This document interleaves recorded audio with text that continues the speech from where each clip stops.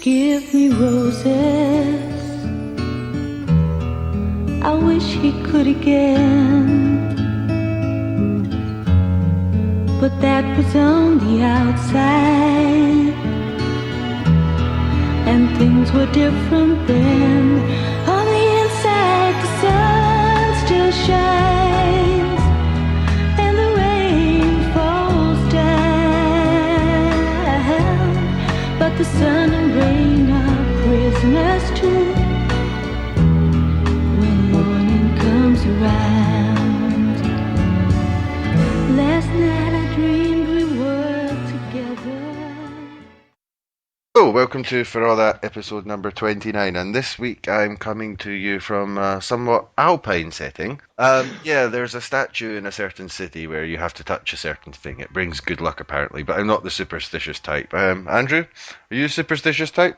I'm not, no. When I was a student in Edinburgh, I suppose I ought to have polished Hume's toe, which is outside the High Court of Justiciary, and that's why it gleams bright, despite the fact it was only put there quite recently by Sandy Stoddart. I don't know if you get good luck by rubbing David Hume's teat, however. Do you get it from taking a photo of the statue in Edinburgh? Because I did once, and I've got... Yeah, I think you probably do. Or maybe with Adam Smith now, the rather marvellous statue that he erected looking down the Royal Mile, which fits in a very classical, kind of neoclassical way, as if it's been there forever, and all these American tourists, I think that it stood there for centuries, whereas in fact I saw it going up. On that note, it's always nice to remember Voltaire, specifically speaking about David Hume, really, but he said, "We look to Scotland for all our ideas of civilization." I always liked that one. Yes, I suppose so. I mean, I'm not actually guilty, scandalous podcast admission. I'm not a wild fan of David Hume. I never really have been. I cannot fall in love with him or his mind, I'm afraid. Well, there's a famous story with him where he went to Paris and he was speaking with a lot of the people from, sort of the French Enlightenment, and he said something like, "Oh, you wouldn't meet anyone who would openly admit to being an atheist." And then one of the French people said, "You're actually sitting in a room with 40 of them." Yes, wasn't there a famous story about Hume blundering across where Waverley Station is now, and it was still a swamp when it hadn't been drained, and he fell into the mire, and a wee Edinburgh wifey approached him, and he said, help me, save me, I'm going to fall in the sink, my frock coat's dragging me down. And the wee old wifey made him recite the Lord's Prayer before she rescued him. So, even in the 18th century, it was a question of, you'll have had your tea in Edinburgh. Jesus saves. Well, so I hear. Okay. So, no, I can't put in the podcast the photo I just sent you before. Okay, so there's been a few things going on this week. I think probably the first thing should be the Scottish Independence Referendum Franchise Bill has passed. What's this going to bring us, Andrew? Well, it'll bring us who's going to vote in this referendum in 2014, which has been quite a controversial thing in many ways. You remember in the lead up to the whole thing, there was talk about should expats get the vote, should folk in London get the vote, but actually it's been quite a peaceable parliamentary process for this legislation, which will see 16 and 17-year-olds getting the vote. That's all stitched up now, and will not see prisoners getting the vote. And actually, it's been interesting. That's been one of the main points of contention as this bill was going through Holyrood. Really the only big point of contention. And Nicola Sturgeon stuck to her guns, and so the very small knot of folk, just 8 MSPs in fact, were willing to endorse the idea of prisoners voting. So it doesn't look as if the old lags in the Bar L will be getting the vote any day soon in Scotland, I'm afraid. But the 16 and 17-year-olds getting the vote, I mean, it's a very hard thing to oppose, really. Because if you come over strong, we don't want these people to have the vote. It does have a very kind of nasty overtone. I think for a democratic politician, it's a very difficult thing to oppose, to stand up and say these people should not be allowed to vote. It's a very hard position to maintain. Yeah, I mean, it's funny, the only people who were really doing so were Tories in the Scottish Parliament. And as you say, just like, I suppose, with same-sex marriage, opposing it can make you look a wee bit old-fashioned, and I think people would argue, I suppose, the big argument is that 16 and 17-year-olds aren't responsible, aren't knowledgeable political operators, and therefore, shouldn't be entrusted with determining the fate of the nation. I think that's a bit of a grim and unconvincing story. I'd have loved to vote at the age of 16, but then I am tragic and overly obsessed, so the same may not be true of everybody. But then the cliched comeback to that's very easy. The 16-year-olds can join the army, they can get married, they can, and so on and so on. You've heard it a million times.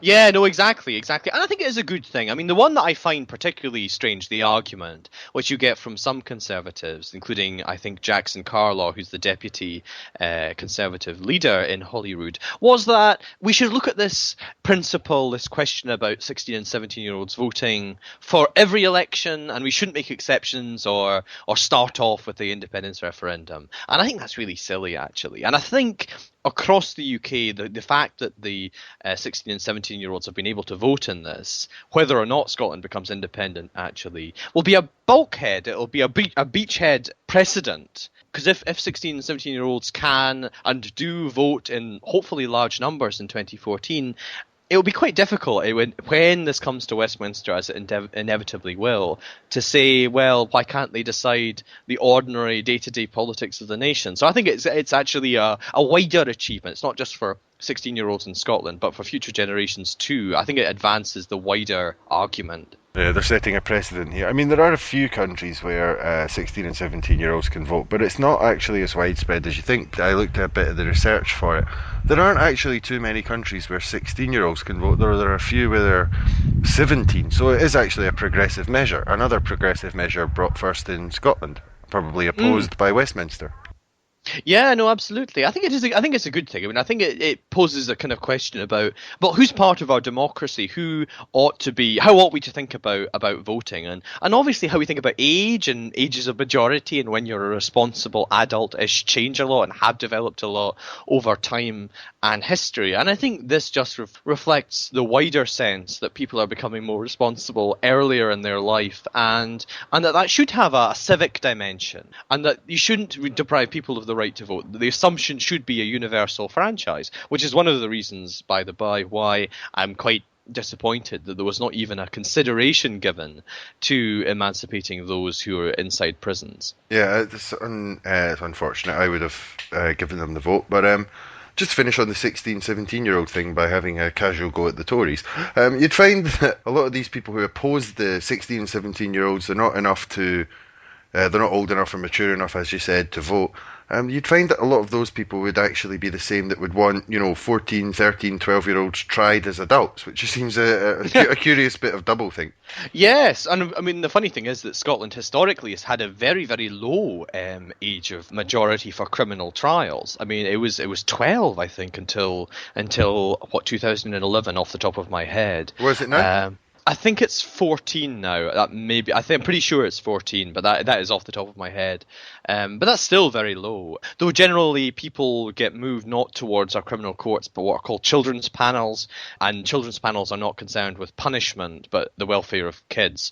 So that's kind of how they approach that, and it's a good thing, and I think a sensible way to approach juvenile offending in general terms. But yeah, I think there is an odd thing. I thought you were going to say that these are the kind of Tories. These would be the same people that would have opposed the removal of property qualifications for voting, because as Lord Braxfield, the great Scottish judge, said, that only the landed interest should be entitled to vote, because all of the other beggars like you and I, who have not been to our name, could just pack up our property and leave the country. That's when he was sending Thomas Muir to Australia for the grotesque offence of distributing Thomas Paine's work. There you are, Scotland's liberal tradition manifest. Oh, you're making me think of the Blackadder episode with the by-election. Yes, exactly. Well, that's more last week than this week, I suppose. I don't know. Dunny on the Wold. I don't know if it's better quality of by-election you get there than we got in Aberdeen Donside. It's a rotten borough. Okay, so just to come back to the prisoner part, if the 16 and 17-year-olds is a progressive measure, is the prisoner part a regressive measure? Oh, I mean, I think it's certainly one which puts certain forms of Scottish National Party rhetoric to the question, I think. I mean, Nicola Sturgeon, who was the main minister on the bill, said essentially she just opposes prisoners getting the vote. bingo, end of story. As you're probably aware, the European Court of Human Rights has decided in Hurst that a blanket ban on all prisoners voting is not proportional, is incompatible with human rights. Though, funnily enough, that doesn't mean that you have to give votes to every prisoner. So, for example, Italy had a case in the European Court, and the Italian strictures were actually even more draconian, arguably, than the UK ones, but they were upheld because judges had a kind of individual case-by-case decision-making on whether prisoners should be disenfranchised. I think it's unfortunate, though I'm aware that this is a minority enthusiasm to give prisoners the vote, but I think the South African Supreme Court, after the end of apartheid, made a statement which I think is very commendable, and is essentially that the vote is emblematic of our rights as citizens, as part of a country. Prisoners, whatever the crimes they may have committed, whether minor crimes have ended them up in prison or far more serious and heinous activities, they're still part of the collective, a part of the whole, and I think to remove them from the body politic is not something I feel very comfortable with. I think it's actually a very interesting area. It shows what kind of society you are, or what you aspire to be, because if you think about it, then people would start to say, oh, there must be exceptions. That would be a very interesting and controversial question. Which exceptions should there be? Should it be violent criminals that aren't allowed to vote? Should it be everyone in prison who's allowed to vote? Is it people for minor offences?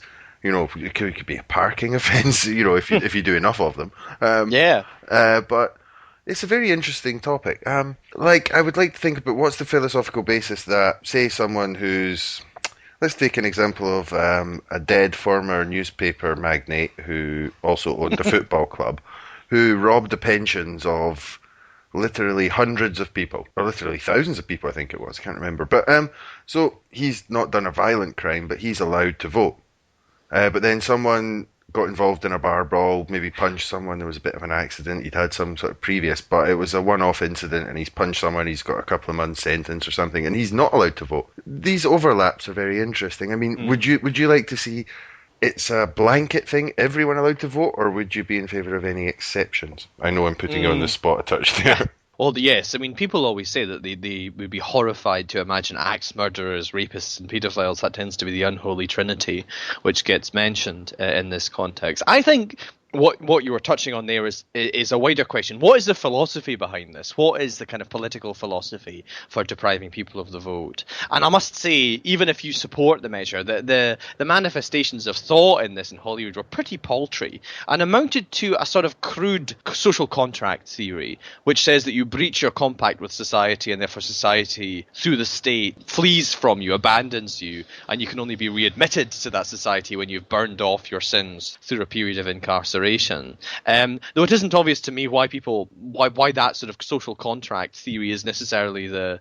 kind of best way of conceiving of this. And often politicians in particular, several SNP politicians, just say this actually quite complex political philosophical proposition without any real explanation of where they got it from, why that's the best political model to pursue, and without any apparent awareness that they were making a kind of interesting and laden and freighted political philosophical statement, which is always kind of grim, I think. Yeah, it's also... I avoided your question, you noticed there. Yeah, I'm going to avoid it as well. But I think in some ways, it's one of the things we're sort of governed by Daily Mail. People wouldn't want to give the vote to prisoners because they're afraid of the reaction of certain sets of the press. They'll be pilloried for it. It's always we have to be tough on crime, this kind of rhetoric. At all times, it sort of interferes in the decision-making process. It's tough on crime, tough on immigration, even parties that should know better, to be honest. But no, I will go so far as to answer that question a bit. I think it's the kind of thing, it has to be everyone or no one. I don't think you can make like a case-by-case judgment. Like you said in Italy, I don't think that really worked, particularly as a matter of time and the money it would take to go through every prisoner case by case. On a more philosophical level, it has to be everyone or no one, because you never know the circumstances that led to someone doing the thing that they're in prison for as well. You may have done a very bad crime, but there might have been reasons. It's very, very difficult area, but I'd say probably I would go with everyone. Yeah, I think I probably would too. To give the short version, I think I don't understand the passion which animates many people about this. I don't find it an affront to a sense of democracy. The idea that bad people vote, bad people in prison vote, bad people out of prison vote, and bad people in prison and out of prison don't vote. And I think it doesn't undermine my idea of democracy. It doesn't have a go at victims of crime. I find it difficult to conceive of a victim feeling that one of the critical manifestations of the punishment of the person that's done them some potentially really horrible wrong is they're unable to cast a vote for the Labour member in around Greenock Prison. I find that difficult to conceive of, but I do recognise that we are a democratic system, and I think the people probably are disagreeing